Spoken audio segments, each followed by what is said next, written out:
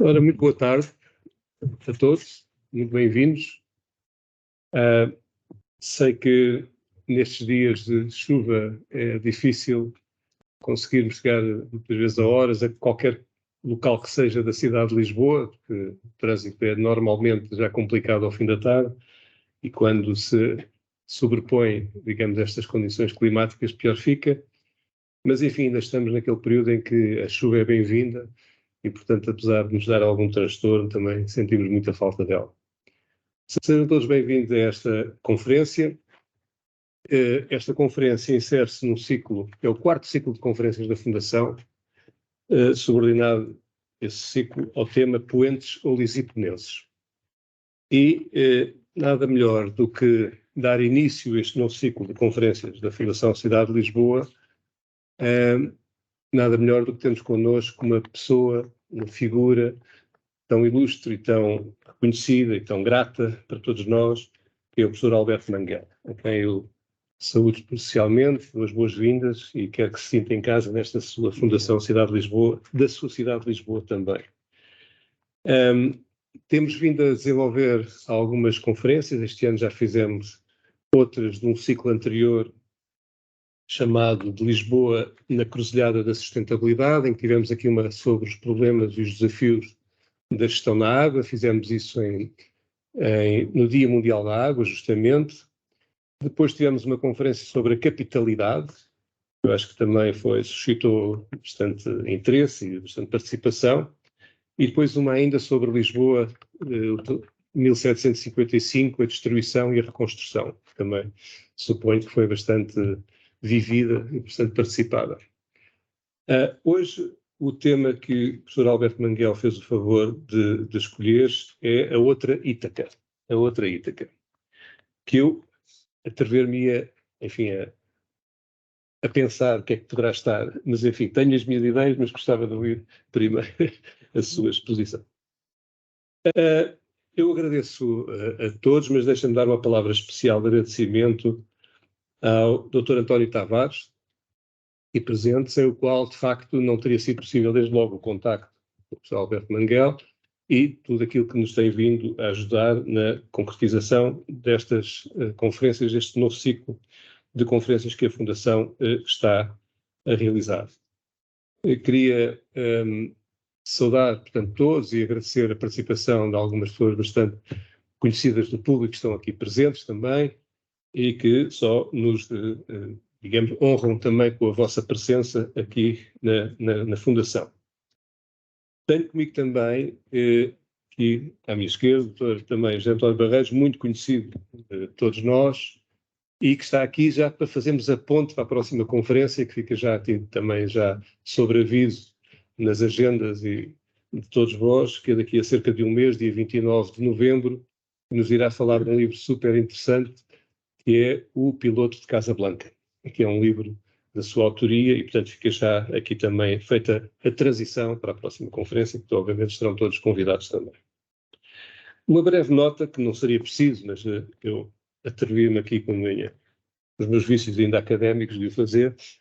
O professor Alberto Manguel nasceu em Buenos Aires, em 13 de março de 1948.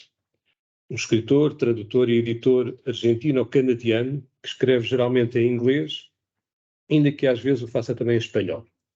É um erudito cosmopolita e poliglota, pois fala perfeitamente a nível muito avançado inglês, espanhol, alemão, francês e com fluidez também italiano. E agora também percebi português também. Fala excelente português e sem sotaque, que é uma coisa que às vezes não é fácil de conseguir.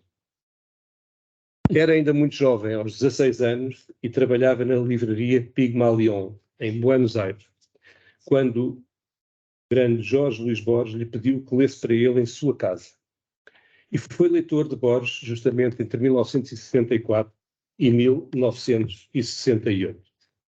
Escritor argentino, Alberto Manguel mora em Lisboa, cidade a quem doou, em 2020, a sua biblioteca de mais de 40 mil livros, que está no Centro de Estudos de História da Leitura, em que dirige o Espaço Atlântida no Palacete dos Marqueses de Pombal, na Rua das Janelas Verdes, bem no centro de Lisboa. Enfim, e só temos de agradecer porque sabemos que o professor Alberto Manguel também foi desafiado e convidado a poder fazer essa cedência desse acervo literário enorme para outras cidades do mundo, mas pronto, ficámos muito felizes e muito contentes por ter sido Lisboa a cidade escolhida para esse efeito. Com certeza é um enriquecimento muito grande do património da cidade de Lisboa. Ensaísta e romancista e premiado também, autor de vários best-sellers internacionais, foi diretor da Biblioteca Nacional da Argentina.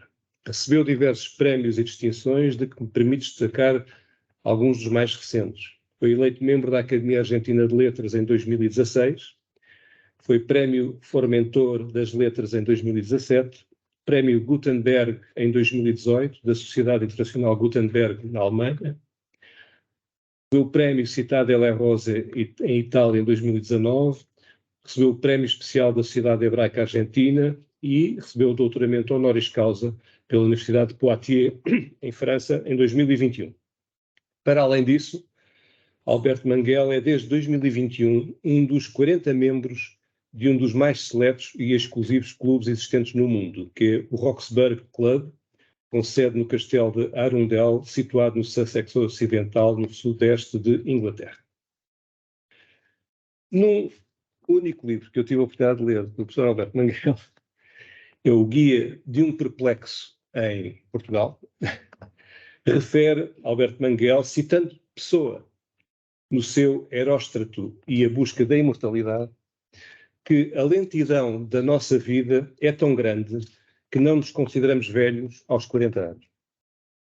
Vivemos muito devagar e é por isso que nos aborrecemos tão facilmente. Sem qualquer ironia, que é uma palavra também muito cara ao professor Alberto Manguel, naquilo que caracteriza, por defeito, a essência dos portugueses, tenho a certeza de que a palestra que nos traz hoje aqui não nos vai seguramente aborrecer.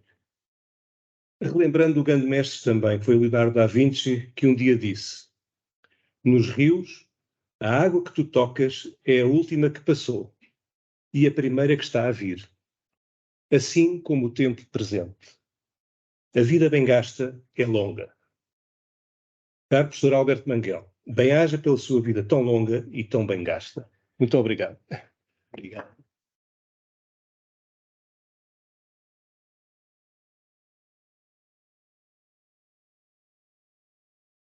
Bem, sinto-me muito honrado por este convite para falar da minha cidade, porque Lisboa é agora a minha cidade. Antes de começar, gostaria apenas de dizer uma palavra, não como diretor do Centro da História e Leitura, Espaço Atlântida, mas como cidadão privado. Uma palavra de apoio ao secretário-geral das Nações Unidas, Antônio Guterres, e a seu apelo à racionalidade, pedindo-nos que não actuemos sem tentar compreender a razão dos recentes acontecimentos trágicos.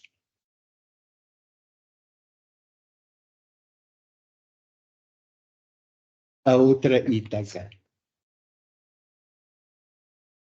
A verdade factual é sobrevalorizada.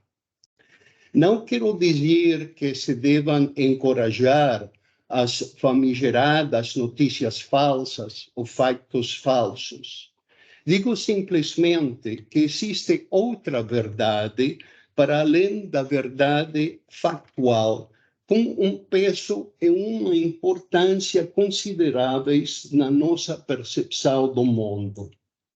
É uma espécie de verdade poética, que, embora não nos peça que ignoremos os acontecimentos factuais, nos incita delicadamente a reconhecer o valor daquilo que nós próprios conjuramos em histórias e sonhos. Heródoto reconheceu que compilou as suas histórias cito, para que não se esqueçam com o passar do tempo, nem os feitos dos homens nas obras que são simultaneamente grandes e prodigiosas. Prodigioso, para Heródoto, significava espantoso, mas nem por isso menos real. Era algo notável que suscitasse comentários, como as cobras gigantes e os homens com cabeça de cal da Líbia, os grifos e lobisomens de Última Thule e as formigas monstruosas e cobras voadoras da Índia. Estes bestiários fantásticos também fazem parte da história. Um decreto da Alta Idade Média dava à coroa portuguesa o direito de cobrar impostos a quem apanhasse uma sereia. E o livro das Ilhas, na Torre do Tombo, refere um edito de 1461 que proibia os particulares de comercializarem malagueta, gatos de agália e unicórnios. Há outras realidades para além da aparência convencional. A cidade de Lisboa é um bom exemplo desta estratificação de identidades, de máscara sobre máscara sobre máscara. A Lisboa romana sobrepõe-se à Lisboa do mito antigo grego. A Lisboa árabe é edificada sobre as ruínas da cidade romana. A Lisboa renascentista nasce dos restos da cidade medieval. A Lisboa do Marquês de Pombal foi erguida sobre a Lisboa destruída pelo terremoto. A Lisboa democrática assenta sobre a Lisboa de Salazar. No teatro grego, a persona era uma máscara que um ator usava para representar o seu papel. O rosto de carne e osso permanecia secreto até o ator decidir revelá-lo. No caso de Lisboa, ainda ninguém descobriu a verdadeira face por detrás da máscara. Lisboa, cruelmente construída ao longo da sua própria ausência, observou Sofia de Mello Breiner Andersen, tentando nomear a cidade. Digo para ver, confessou. Talvez todas as cidades precisem de ser ditas, de ser postas em palavras, para que outros as leiam, para que cada cidade se revele na personagem em que escolheu mostrar-se. As cidades erguem-se sobre lendas. E legenda em latim, significa coisa para ler. Lisboa, reza a lenda, foi uma invenção de Ulisses, que a sua honra chamou a sua cidade Olisipo, nome que o poeta embaixador Antônio de Sousa de Macedo, no século XVII, transformou em coisa para ler na sua muito difamada epopeia Olisipo. Uma vez que sabemos que Olisipo foi fundada por Ulisses, é tentador pensar que os dois corvos que figuram no braçal de Lisboa, pousados nas duas pontas de um navio sobre 7 ondas verdes e prateadas, são duas das sereias que tão ineficazmente cantaram para o rei de Ítaca e os seus companheiros. Infelizmente, os historiadores de mentalidade factual insistem que não é assim. Os pássaros que zelam sobre a amigável lema do braçal, muito nobre e sempre leal cidade de Lisboa, serão os corvos que tentaram proteger São Vicente de Saragoça, o mártir cristão cujos restos mortais foram trazidos para Lisboa no século XII, e esses mesmos corpos persistentes guardam o corpo do santo, exumado por ordem de Dom Afonso Henriques em 1173, enterrado na Sé de Lisboa. Seja qual for a verdade ornitológica, a cidade de Ulisses mudou de nome várias vezes desde a sua mítica fundação. Depois do século II, e sob o domínio de Roma, Olisipo passou a ser conhecida como Olisipona, porque os autóctonos tinham dificuldade em lidar com as declinações latinas, prova de que a identidade de uma cidade depende das palavras e da gramática que a nomeiam. Até o século XVIII, os lisboetas conheciam o nome e a localização da sua Olisipona através de escritos antigos e de uma ocasional epígrafe, mas para além de ruínas de uma barragem romana e de dos aquedutos, hoje quase não existem vestígios materiais da antiga metrópole. Também não temos descrições pormenorizadas da vida em cidades sob o domínio muçulmano. Os historiadores contam-nos os fatos concretos. Em 711, tribos berberes do Magrebe invadiram a Península Ibérica, conquistando Olisipona 3 anos depois, estabelecendo aqui uma taifa, um principado islâmico independente, cuja presença ainda se sente com alguma imaginação em Malfama, o bairro mais antigo de Lisboa, que se estende, como sabem, do rio até o castelo de São Jorge. Também aqui o palimpsesto de máscaras faz uma breve aparição. A fortaleza que hoje vemos no alto da cidade foi construída sobre as fortificações mouras, por sua vez construída sobre vestígios romanos. Esta cidade árabe fantasma, tal como as outras Lisboas, é evocada em palavras. O primeiro registro escrito conhecido do castelo data do ano 985. Trata-se de uma epígrafe em árabe que atesta algumas reparações na muralha da cidade durante o tempo de Hisham II, sob o patrocínio do famoso Almansor, senhor do mundo árabe no século X. Talvez o fantasma de Almansor visite de vez em quando o seu antigo domínio. De acordo com o historiador Ibn Idari, do século XIII, no túmulo de Almansor estavam gravados os seguintes versos: as suas façanhas vão ensinar-te sobre a sua figura, como se o ouvisses como teus próprios olhos. Nunca mais Deus dará ao mundo alguém como ele, nem ninguém que se lhe possa comparar defenderá o reino.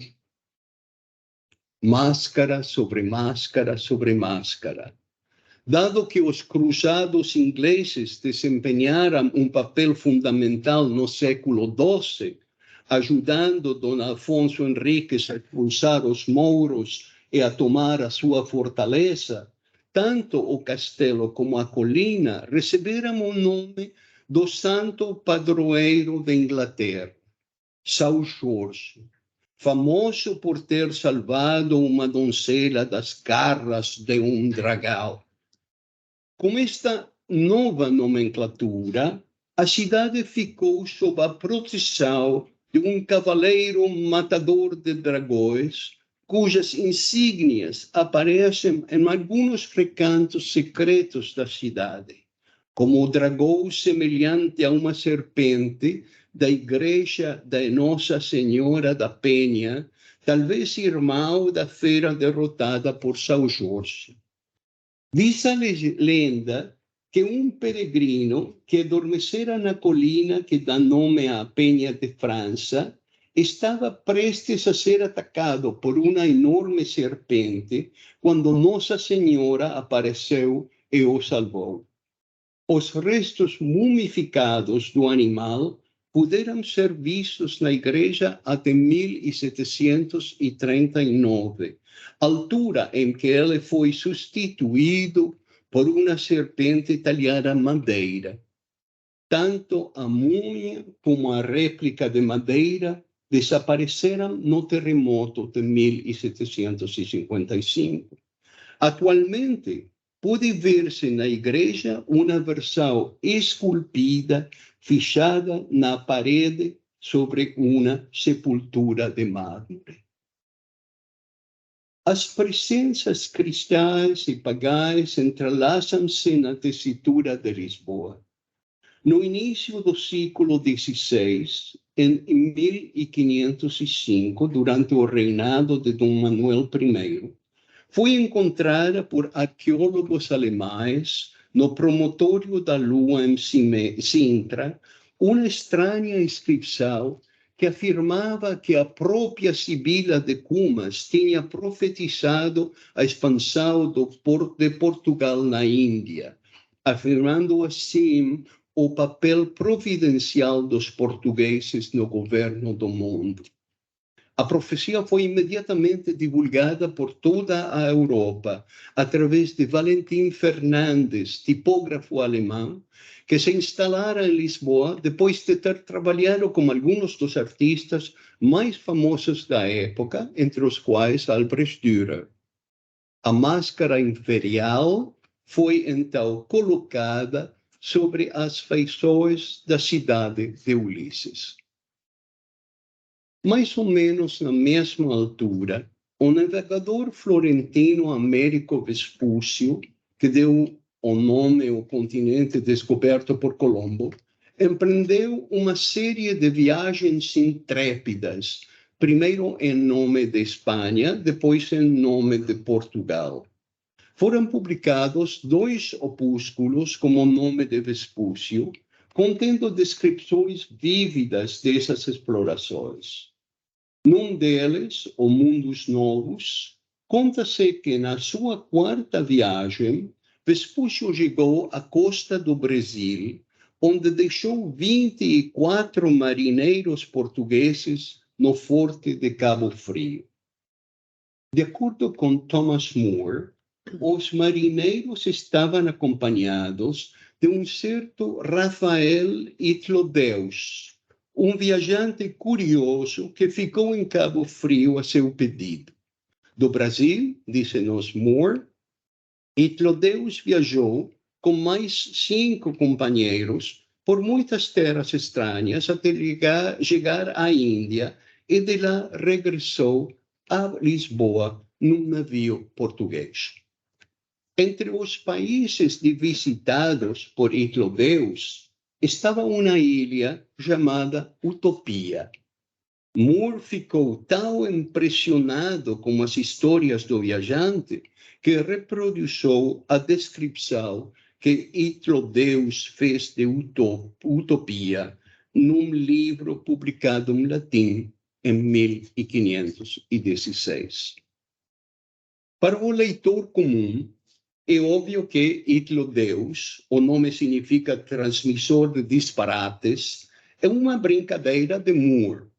Mas os historiadores levam as coisas mais a sério. O reconhecido filólogo José Pina Martins, escrevendo em 2006, observou que, embora Rafael Itlodeus não seja uma pessoa real, mas uma personagem fictícia, o pano do fundo da utopia é reconhecível e indudavelmente português. Segundo Pina Martins, Itlodeus é uma homenagem que Moore quis prestar aos marinheiros portugueses e aos progressos científicos portugueses que permitiram o contato europeu com terras longínquas. Já em 1563, ano após a morte de Moore, o humanista Heitor Pinto defendia que Moore tinha imaginado na utopia uma sociedade tão perfeita que nunca poderia tornar-se realidade, mas insistia que todas as sociedades deviam tender para essa perfeição.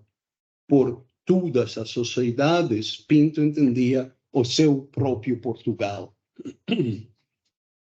Na sua descrição da ilha-nação de Utopia, Hitlodeus escolhe a cidade principal, Amarut, para descrever as várias metrópoles do país. Construídas à beira de um rio, as casas estão viradas umas para outras, abrindo tanto para a rua como para o jardim das traseiras. As portas nunca estão trancadas. Qualquer pessoa pode entrar e, portanto, nenhum lugar é privado. A administração de cada zona ou bairro está nas mãos de um governante eleito através de um sistema piramidal. O cargo de governador é vitalício, a não ser que ela seja destituído por suspeita de favorecer a tirania. Os debates no Senado prolongam-se por um mínimo de 3 dias e nenhum assunto é discutido no dia em que é levantado, sendo adiado para a sessão seguinte, a fim de se evitarem decisões precipitadas. Não perguntamos a Hitlodeus se tinha visto monstros, diz Moore, porque os monstros deixaram de ser notícia. Nunca faltam criaturas horríveis que ataquem seres humanos, lhes roubam a comida ou devoram populações inteiras.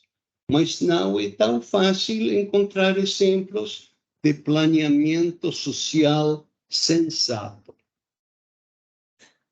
Ao contrário dos europeus como Moore, os etiopianos promovem uma vida alegre.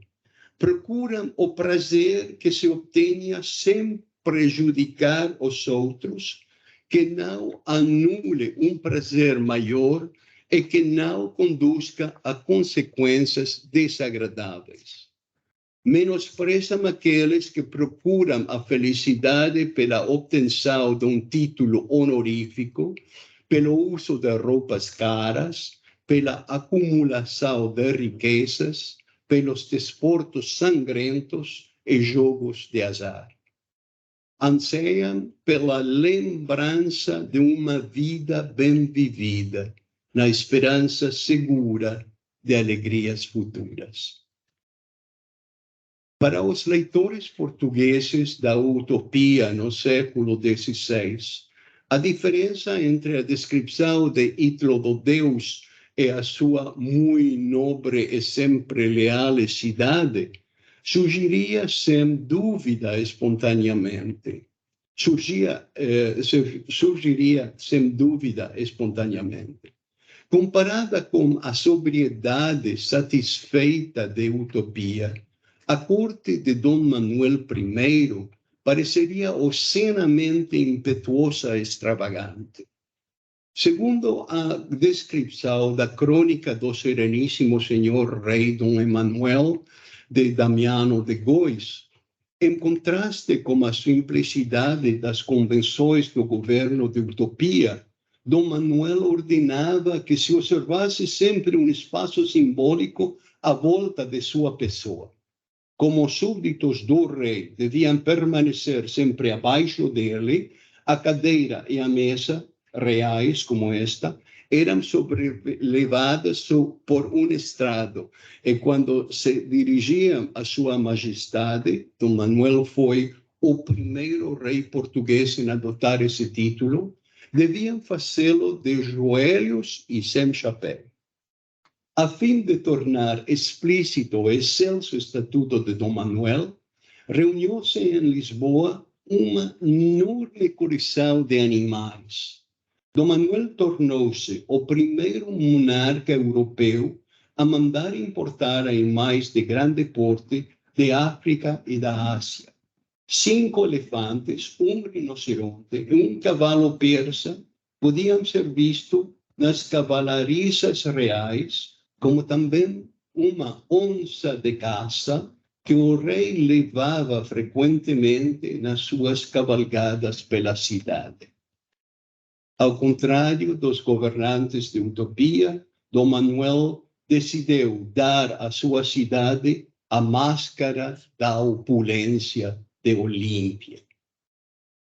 Uma máscara muito diferente que a cidade de Ulisses nunca conseguiu arredar é a dos pesadelos burocráticos, triunfantemente presentes no século XX e mesmo no nosso tempo. Poder-se-ia dizer que Ulisses, o arquetipo do exilado saudoso da sua distante Ítaca, fundou outra Ítaca como refúgio de exilados, tal como dezenas de milhares de refugiados viriam a descobrir séculos mais tarde, quando chegaram a Lisboa para fugirem à loucura assassina de Hitler. A cidade é um manicômio cheio de refugiados da Europa inteira. Foi a descrição que Man Ray, ele próprio refugiado, fez de Lisboa.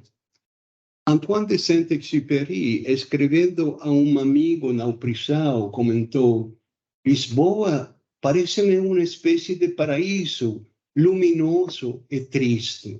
E acrescentou que sob o sorriso da cidade a achava mais melancolia do que a todas as suas cidades desvanecidas. Lisboa, claro, por mais cores que tivesse, era então a sede da ditadura.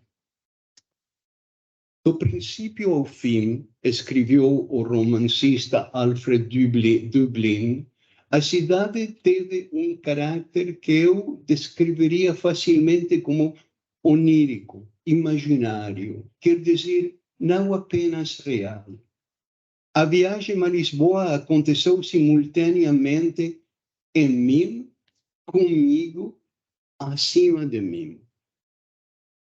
Na altura, como agora, o caminho para o Lisipo, tal como o caminho de Ulisses para Ítaca, estava pejado de armadilhas e monstros. Erika Mann, filha de Thomas Mann, terá de esperar no calor tropical do verão português por um lugar no avião que a levara, espera ela, para os Estados Unidos. Antes disso, tem de obter um visto de saída no departamento da polícia responsável pelos estrangeiros e terá de ficar horas na fila de uma babel de estrangeiros, todos com o mesmo objetivo, receosos de serem vítimas de sila e caribdes burocráticas. De que está a esperar? É a pergunta que Erika Mann ouve em tom desesperado numa miríada de línguas. Esta é a terra dos lotófagos de Ulisses, o reino da burocracia apática consagrada hoje no fantasma do ser e de qualquer nova encarnação que essa instituição kafkiana venha a ter. Lisboa recebeu e sobreviveu a conquistadores e guerreiros estrangeiros, a catástrofes naturais, a catástrofes humanas com as suas subsequentes vagas de refugiados em busca de liberdade e até talvez hoje mais do que nunca a uma onda de irracionais em busca de prazer, os turistas. Como encontrar, então, a cidade que sabemos existir por detrás das suas máscaras mutáveis. O certo é que a experiência do mundo nos chega em fragmentos aleatórios, em fragmentos de cor, e som, sabor e tato, e só pela nossa imaginação é que surge uma narrativa para dar sentido e significado à torrente de sensações. Já reparaste que tens o mundo inteiro dentro da tua cabeça? Pergunta Alberto Pimenta num dos seus poemas elegíacos. Lisboa incluída, claro. Uma cidade como Lisboa, o conjunto de edifícios, ruas, jardins, pessoas, cães e gatos e pássaros, a que chamamos cidade, só se torna reconhecível quando adotamos de uma história. Este impulso de contar histórias, esta busca de coerência, é uma das características essenciais do que nos torna humanos. Somos uma espécie narrativa. Temos de confiar neste conhecimento intuitivo de quem somos. Os livros de história, os guias turísticos, os boletins municipais, os noticiários, tentam assegurar-nos de que Lisboa existe, mas nenhum deles é exemplo do dizer para ver invocado pela poeta. As palavras que dão vida a Lisboa são de outro tipo, de um tipo que traduz, ou mesmo a dizer, transforma a imaginação do conjurador na imaginação do público expectante. Por mais intangível que seja, temos que acreditar em Ítaca para que Ítaca exista. Thomas More diz a Peter Giles, destinatário do seu livro, que não usou das palavras indolentemente na sua narrativa da nação de utopia. Se ele se tivesse contentado com a ficção, diz Moore, o leitor inteligente concluiria que a ilha não se erguia em lado nenhum, a cidade era ilusória, o rio não tinha água, o governador não tinha pessoas. Para que um lugar se revele através das suas muitas máscaras, temos que ler as palavras que falam dele da mesma maneira, como reais, como a não ficção da verdade poética. Muito obrigado.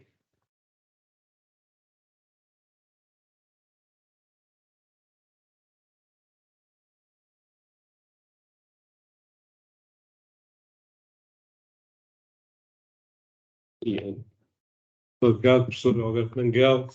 Acho que todos nós ficámos deliciados com as máscaras e com toda a narrativa que nos trouxe aqui, que nos faz sentir mais lisboetas, mais curiosos também de saber o que é que está por trás das máscaras e quem é que faz a história por trás das máscaras.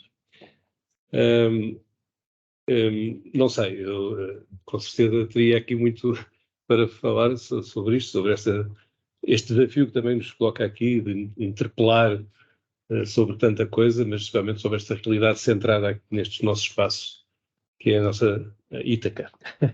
Mas tenho a certeza que algumas das pessoas aqui presentes também terão o gosto e aproveitar a oportunidade de colocar, provavelmente, Manguel, algumas questões, se assim o aceitar. Não sei, passarei a palavra a quem eventualmente queira também.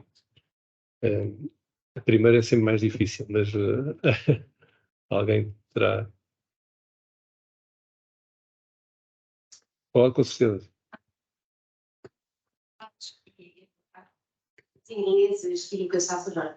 Mas houve também alemães, e o Henrique de Bonn era muito mais inglês, muitos alemães também que estiveram, não é? Germanos, o Carlos chama germanos, não é? Eu não tenho certeza, mas queria falar dos ingleses só por São Jorge.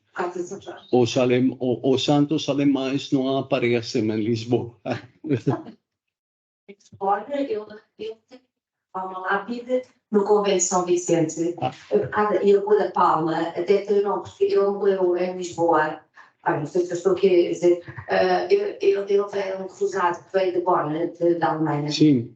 Ajudaram o Dom Afonso Henriques, morreu e foi enterrado em Lisboa, e junto à capa dele, que era ali ao pé, onde é a igreja de São Vicente, que era uma capelinha naquela altura, surgiu as pessoas iam lá e ficavam curadas de doenças, e surgiu uma palma, até depois a Rua da Palma diz que teve que ver com ele, e tem uma lápide da igreja de São Vicente, o valoroso cavaleiro, e o nosso Camões, a nossa de Camões, celebram no canto, eu acho que é no canto 18 dos Lusíadas.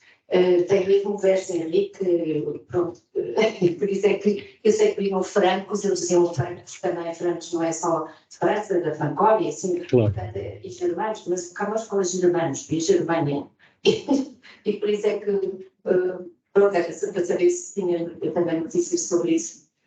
Ali temos a próxima conferência.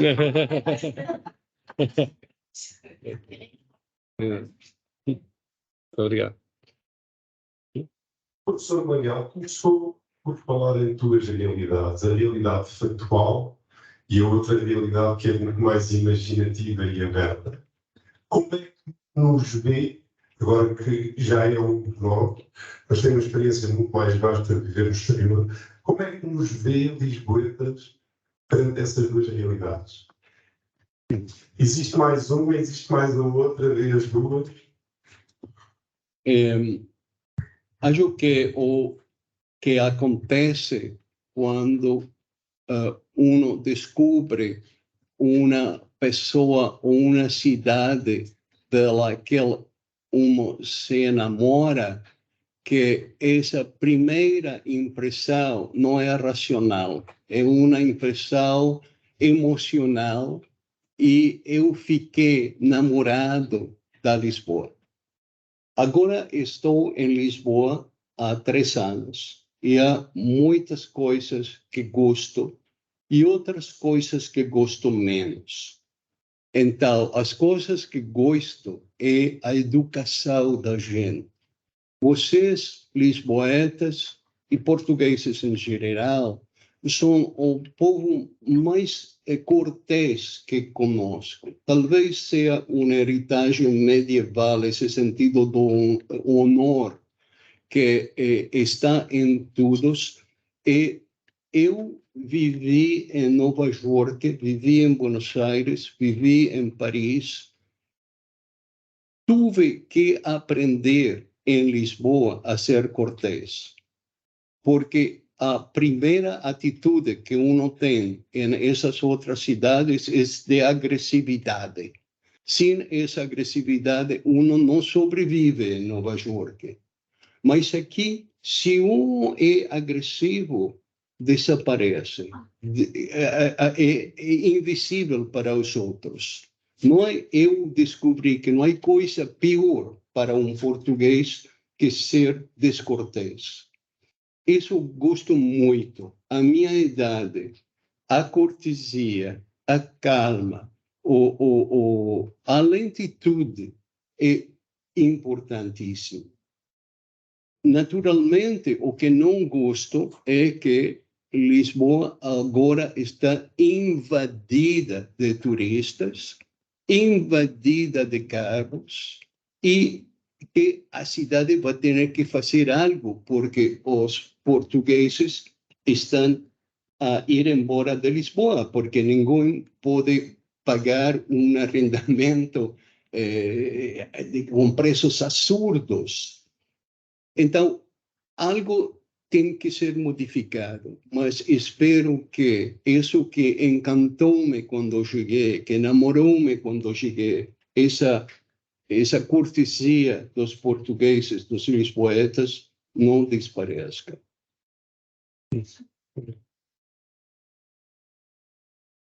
Em Espanha, eu Falso e cortês como um bom português. É a envidia que fala.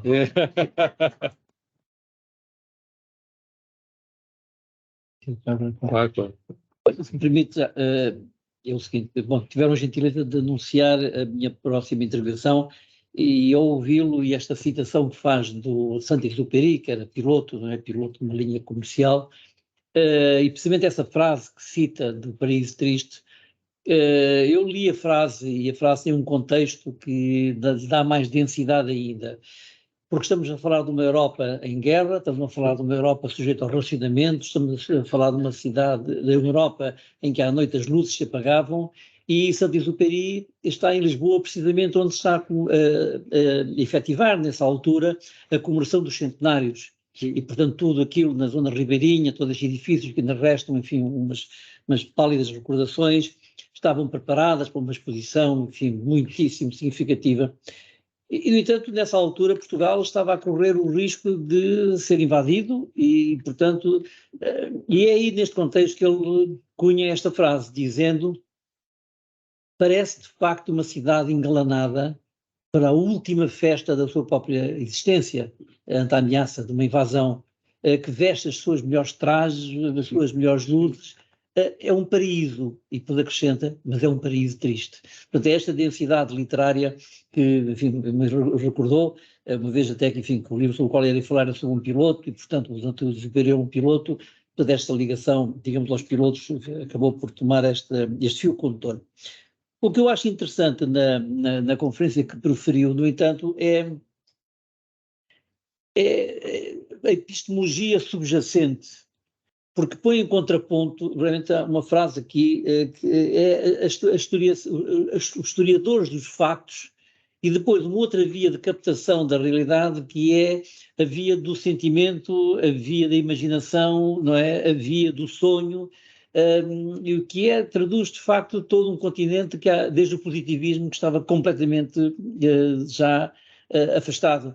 E é muito interessante que nos traga precisamente este novo mundo, esta nova forma de encarar a vida, que leva a conclusões tão reais como a própria realidade. É a velha questão que se coloca em relação, por exemplo, ao problema da existência ou não existência do demónio, ou existência ou não existência das bruxas, não é? As pessoas acreditam que há bruxas de onde passam a existir bruxas, mesmo que não existam bruxas, não é? Ou demónios, a pessoa acredita que existem de facto demónios, passam a existir demónios. A realidade sonhada, imaginada, pressentida é tão forte, não é? Quanto a realidade vivida. E eu acho que foi talvez o melhor aprendizado para mim, nesta fase da minha vida, foi precisamente, para além depois de toda a narrativa, enfim, que vai seguindo, encontrando essa Lisboa simbólica, foi precisamente esta. E faz lembrar, numa certa medida, também uma obra, vou citar o título, mas com certeza vou falhar na citação, de Humberto Eco, sobre as cidades imaginárias. Penso que é a volta disso, é um livro interessantíssimo, belíssimo, não é? Das cidades imaginárias. Faz também lembrar um pouco, digamos, o Italo Calvino, de tudo aquilo que escreve, não é? É importante também aí, digamos, o imaginário, não é? O sonhado, o pressentido, ganha uma realidade tão forte como se fosse geometricamente existente. Muito obrigado. Calvino, o que está a fazer em todas essas cidades invisíveis, Sim. São muitas cidades que todas descrevem um aspecto de uma só cidade, que é Venécia. Sim. Que tem essa multiplicidade de identidades que Calvino vai a tratar de descrever. E o que fez Eco no seu livro é falar dos países imaginários que a gente acreditava, como o reino de Preste João e todos esses que dão lugar à Índia de Colombo, por exemplo, que não era a Índia, mas chegou ao continente americano. Obrigado. Agradeço muito. E o seu livro, que vai falar na próxima conferência, desculpe, eu não conosco esse livro, de que trata? Não perde muito em não conhecer. Mas... Não, o livro é uma biografia. Borges dizia que o pior orgulho é a modéstia. Não, o livro é um livro que é uma biografia, basicamente é uma biografia de um ser real. Aliás, nós temos sempre amigos simpáticos que gostam de dizer que leram os nossos livros, mesmo quando não leram, não é? Acham que são agradáveis. E eu passei já por alguns episódios de ser cumprimentado por ter escrito romances policiais, que nunca escrevi romances policiais. Portanto, aquilo que escrevi são biografias melhores ou piores de factos reais. Esta é uma biografia de um homem que foi piloto das linhas comerciais, dizendo antes, ele é comandante de marinha, está na aviação naval e, portanto, durante a Segunda Guerra é piloto da única companhia que estava autorizada a fazer a rota Lisboa-Tanger-Casablanca, que era a Aeroportuguesa, que foi fundada pelo comandante Júdice Vasconcelos. Mais tarde a posição foi tomada pelo comendador Medeiros de Almeida, e esta rota de Lisboa-Tanger-Casablanca garantiu de tal modo o esforço de guerra aliado, quer, digamos, na frente de combate dos aliados na frente sul, sobre a Operação Torres. Pronto, e este homem teve, de facto, um percurso interessante. Então, o livro basicamente é esta biografia. A parte mais engraçada, mais interessante do livro é aquela que não está no livro. Portanto, é porque às tantas as hesitações de tentar relatar, digamos, a realidade, eu não me atrevi a dar o salto da imaginação, não é? Mas deixei ficar em aberto algumas possibilidades, e ao ter dito Lisboa, Tanger, Casablanca, todos já estão a imaginar o que é que se passou em Casablanca num célebre filme e um certo avião, e portanto o livro é a possibilidade. Eu, se me chamasse a Manguel, tinha realmente dado o salto de imaginação e aquele avião tinha sido o avião que este piloto tripulou. O livro conclui dizendo podia ter sido o avião, porque aí foi um pudor meu do último momento, porque eu não consegui encontrar o documento exato. Mas pronto, enfim, estou a antecipar, não quero dizer mais para não estragar, digamos, o prazer, enfim, dentre as coisas sem interesse nenhum que vou dizer, talvez haja algumas que sejam revelações, mas basicamente é isto, é a história, poderia ter chamado As Time Goes By, mas não chamou. Obrigado. Mais questões, faz favor. Francisco? Eu perguntava se a sua conferência está disponível no site da Fundação, em PDF. Tem que perguntar a ele. Eu trouxe uns exemplares impressos da conferência, mas talvez a Fundação vá publicar a conferência, não sei. Com a sua autorização, teremos o maior gosto em fazer isso. Porque eu acho que, sim, embora aqui assim não seja o tema, aquilo que falou sobre as duas realidades e os sonhos é particularmente importante nas gerações mais novas, quando o país tenta abusar, mas inovar, fazer coisas novas, quer do ponto de vista das humanidades, quer do ponto de vista das ciências. E há um esquecimento, em grande parte, na academia portuguesa, que é a ligação que há entre as ciências e as humanidades. É conhecidíssimo que muitos dos especialistas mundiais na área das engenharias, nas áreas da física, são pessoas com uma grande formação na música, em outras áreas. E nós esquecemos de que o espírito aberto é preciso que seja alimentado. É preciso que os sonhos lá estejam, não basta a formação básica. Por isso é que eu acho que esta sua conferência é muito importante, estar acessível a essas câmaras.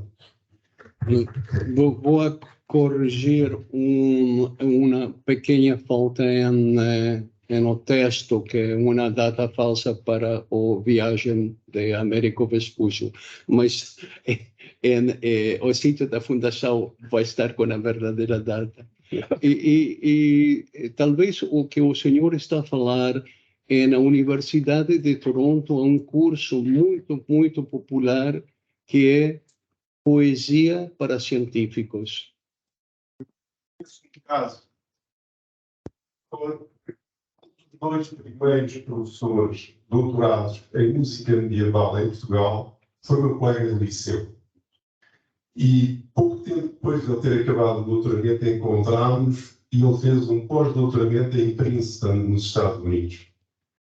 E o que é espantoso é que os créditos que obrigavam os alunos a não apenas estudar as disciplinas da sua área nuclear, mas até a informação a outras áreas, levava a que mais de 80% dos seus alunos fossem estudantes de engenharia.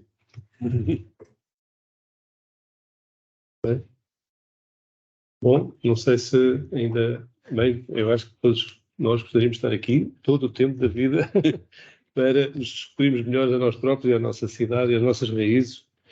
Fica, não sei se alguma questão é sempre bem-vinda, mas eu diria que também na questão da utopia, da Ilha da Utopia, é qualquer coisa que, não sendo atingível, não é? É também, se calhar, aquilo que muitas pessoas, como a mim, lembro-me uma história, uma frase que eu gravei há muito tempo, de alguém que dizia que a inatingibilidade do absoluto induz à variedade, à experiência da variedade no relativo. Absolutamente. De alguma forma. E isso, de alguma forma, não tenho para mim que isso seja o meu motivo de vida, mas é uma consciência de que devemos estar sempre à procura da utopia. Sempre. Obrigado. Muito obrigado. Muito obrigado, professor.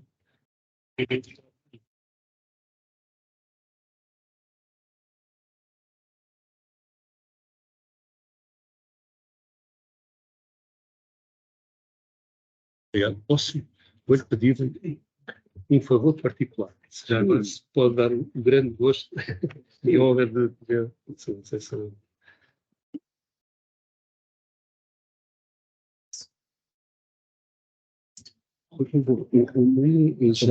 António Carmona Rodrigues. António, se sabia, Carmona